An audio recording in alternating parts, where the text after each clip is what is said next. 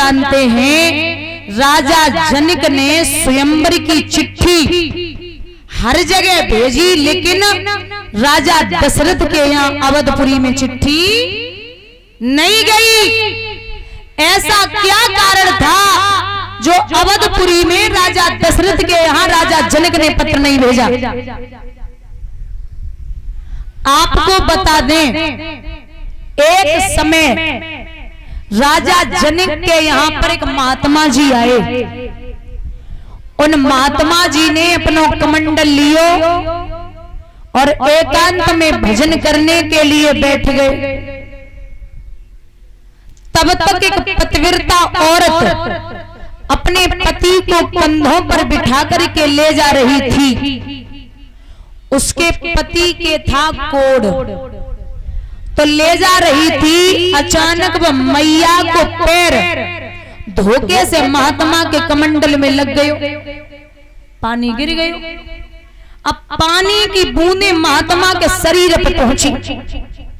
जैसे ही नेत्र खुले तो नेत्र खुलते ही खुलते उन्होंने उस मैया को श्राप दे दिया। देखा कि पति को कंधों पर बिठाए हुए हैं, तो श्राप दिया कि तू पति के आसक्त है, जा, कल सवेरे का सूरज निकलेगा वैसे ही तेरे पति की मृत्यु हो जाएगी। अब जो ये बात सुनी तो वो भी पतिव्रता औरत है, उसने भी वो जल लिया और महात्मा जी से कहा कि अगर आप सच्चे संत हैं तो मैं सच्ची पतिव्रता हूं, अगर सूरज में हिम्मत है तो कल निकल के दिखा दे। सूरज में अगर हिम्मत है तो कल निकल के दिखा दे, और अगर सूरज नहीं निकलेगा तो पति की मृत्यु नहीं होगी। अब एक दिन ना आए, 2 दिन ना आए, 10-15 दिन है गए, जनकपुरी में सूरज का नामो निशान नहीं है। राजा जनक ने बड़े बड़े विद्वान ज्योतिषी बुलाए, सबके परामर्श लिए। तो एक संत जी बोले कि अगर कोई पतिव्रता औरत एक लोटा, अगर कोई पतिव्रता औरत कच्चा धागा लेके कच्चे घड़े में बांध के कुएं से पानी निकाले और इसके पति के ऊपर डाल दे तो पति का कोढ़ भी ठीक हो जाएगा और सूरज भी निकल आएगा। अब ये राजा जनक ने पत्र हर जगह भेजे। एक पत्र राजा दशरथ की पटरानी जो कौशल्या है उन्होंने पढ़ा तो सज धज के तैयार हुई। राजा दशरथ से आज्ञा मांगी, महाराज बेचारी कोई पतिव्रता औरत है, अगर आप चाहें तो मैं चली जाऊं। राजा बोले इतना छोटा सा काम है, जाओ, चली जाओ।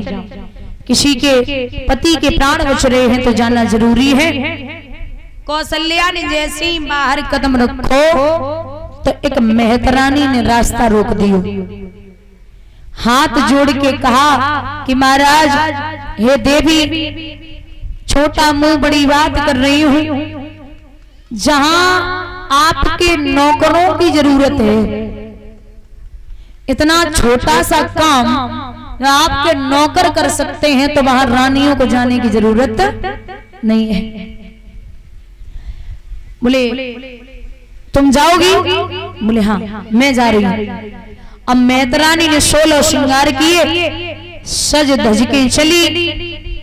जाए के महाराज जब पहुंची, कच्चा धागा लिया, घड़े में बांधा, कच्चे घड़े में कुएं से पानी निकाला और जैसे ही उसके पति के ऊपर डाला तो पति का कोढ़ ठीक हो गया और सूरज भी निकल आया।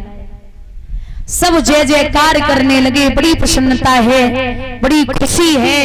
लेकिन भैया यही बात राजा जनक को आज याद आई है कि जब अवधपुरी के मेहतर इतना बड़ा काम कर सकते हैं तो धनुष तोड़ना कोई बड़ी बात नहीं है। काऊ मेहतर ने अगर धनुष तोड़ दो तो सीता तो देनी पड़ेगी। बोलिए गोविंद भगवान की।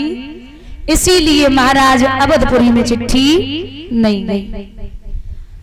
अब विश्वामित्र जी के यहाँ एक पत्र पहुंचा, तो वो पत्र विश्वामित्र जी ने जब पढ़ा, राम और लक्ष्मण को लिया और कहा है कि चलो स्वयंवर देखने के लिए चलते हैं। स्वयंवर देखने के लिए जब चले तो भैया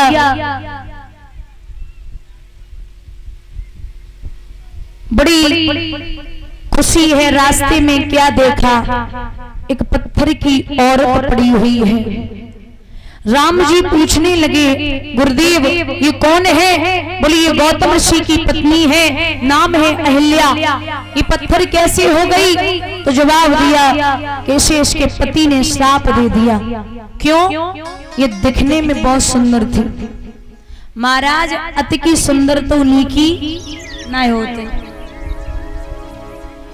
इसे एक बार इंद्र ने देखा तो चंद्रमा से कहा है कि भैया मेरी एक इच्छा है। क्या?